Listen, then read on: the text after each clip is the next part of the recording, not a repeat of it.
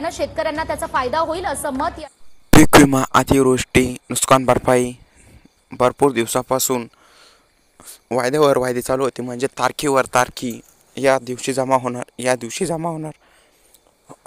शेवटी तारीख आलीच. बघा कधी मिळणार नुकसान भरपाई, अतिवृष्टीचे पैसे व पीक विम्याचेही पैसे. चला तर सुरू करू व्हिडिओला. नमस्कार शेतकरी मित्रांनो, मी रोहित स्वागत करतो तुमचं आपला शेतकरी मित्र यूट्यूब चॅनलमध्ये. चॅनलवर नवीन असाल सबस्क्राईब करा, व्हिडिओ न चुकता पूर्ण बघा. या व्हिडिओमध्ये आपण बघणार आहोत कोणी ई पीक पाणी क्रॉप इन्शुरन्स .1 यावर नोंदणी करेल आहे त्यांचं काय होणार.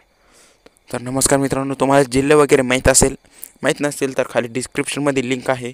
या जिल्ह्यांना नुकसान भरपाई मिळणार. खाली यूट्यूबवरती व्हिडिओ आहे, आपल्या डिस्क्रिप्शनमध्ये लिंक आहे. बाकीचं म्हणजे जर तुम्ही क्रॉप इन्शुरन्स नोंदणी केली असतील तर तुम्हाला याची नक्की यादी मिळणार, म्हणजे यादीत तुमचं नाव येणार.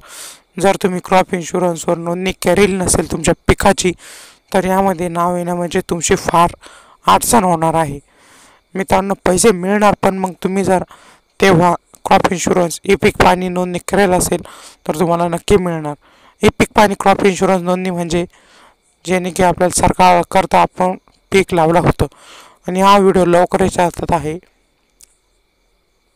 वायदा कांदा निर्यातबाबत याचा प्रश्न लवकरच येत आहे. व्हिडिओ पुढच्या भागात हा बघणार आहोत.